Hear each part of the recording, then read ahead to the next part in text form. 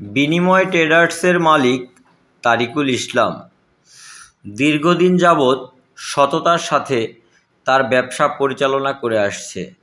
তার ছিল একটি ওএমএসএ ডিলারশিপ।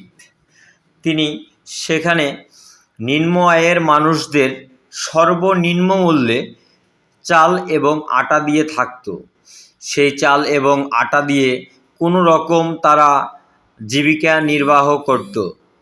হঠাৎ কর্তৃপক্ষ কোনো লিখিত নোটিশ ছাড়াই তার ডিলারশিপটি বাতিল করে দেয়।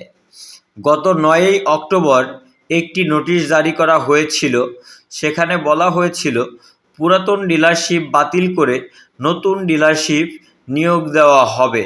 পরবর্তীতে এই ঘটনাটি যখন ব্যবসায়িক মহল জানল, তখন তাদের ভিতর ক্ষুব্ধতার সৃষ্টি হলো এবং এ বিষয়ে হাইকোর্টে ব্যবসায়ীরা রিট করে।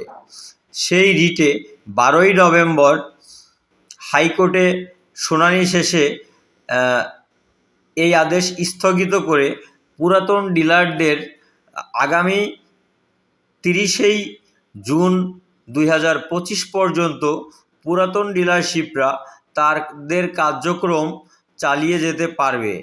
তাহলে কেন এই একজন সৎ এবং নিষ্ঠা ব্যবসায়ীর ডিলারশিপটি বাতিল করা হলো?